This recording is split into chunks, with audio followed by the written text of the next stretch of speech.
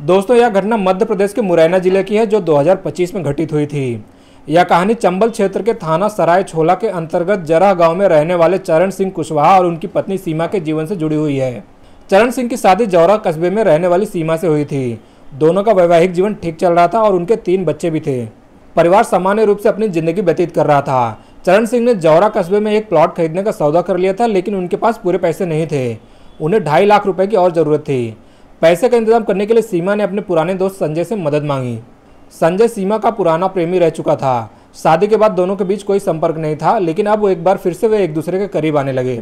सीमा ने संजय से उधार पैसे लिए और इसके बाद संजय का घर आना जाना बढ़ गया। पहले तो सीमा ने इस दूरी को बनाए रखा, लेकिन धीरे धीरे दोनों फिर से पुराने दिनों की यादों में खोने लगे। एक दिन जब सीमा बाजार गई थी तो संजय ने उसे खरीदारी में मदद की। वह सीमा के घर तक उसके साथ आया, जहां सीमा ने उसे खाने के लिए रोक लिया। संजय को लगा कि सीमा के दिल में अभी भी उसके लिए जगह है। उसने सीमा को झुमके गिफ्ट किए, जिसे सीमा ने खुशी खुशी पहन लिया।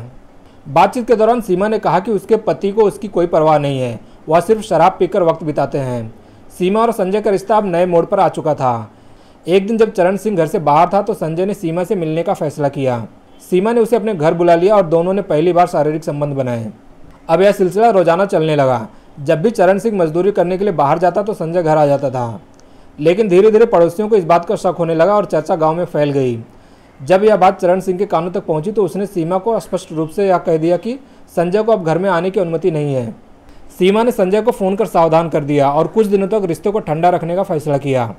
एक दिन चरण सिंह मथुरा जाने के लिए ट्रेन पकड़ने मुरैना स्टेशन पर पहुंचा, लेकिन तभी उसे पड़ोसी का फ़ोन आया जिसने बताया कि संजय अभी उसके घर में मौजूद है। यह सुनते ही गुस्से में आग बबूला होकर चरण सिंह तुरंत घर लौट आया। चरण सिंह ने पड़ोस की छत से घर में प्रवेश किया और जब उसने सीमा को संजय की बाहों में देखा तो संजय मौके से भाग गया, लेकिन सीमा पकड़ी गई। गुस्से में चरण सिंह ने सीमा की पिटाई कर दी। सीमा को समझ में आ गया कि इस समय माफ़ी मांगने में ही भलाई है।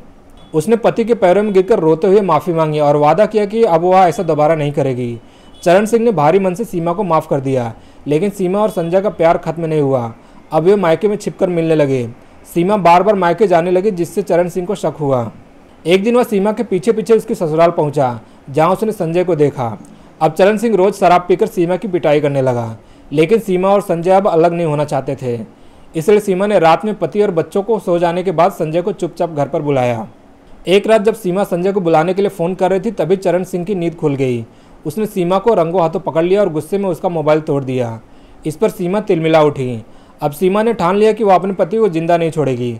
अगले ही दिन उसने अपनी सहेली के फ़ोन से संजय को कॉल किया और पूछा, अब तुम्हारा क्या इरादा है? क्या तुम मेरे साथ रहना चाहते हो या नहीं? अगर तुम सच में मुझसे प्यार करते हो तो मेरे पति को रास्ते से हटा दो। हमारे पास घर है, पैसा है और फिर हम साथ रह सकते हैं। संजय को यह आइडिया ठीक लगा और उसने हत्याकांड की योजना बनाई।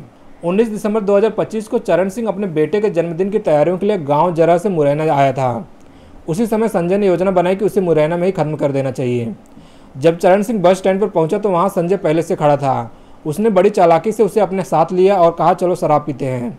वह उसे पगारा डैम पर ले गया। दोनों शराब पीने लगे। नशे में संजय ने अचानक अपने पैसे वापस मांगने की बात छेड़ी।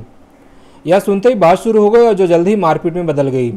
अब चरण सिंह को समझ में आ गया था कि उसके साथ धोखा हुआ है और उसकी जान खतरे में है। उसने भागने की बहुत कोशिश की, लेकिन नशे की वजह से वह तेज नहीं भाग सका। इसी का फायदा उठाकर संजय ने उसे धक्का देकर पगारा डैम में फेंक दिया।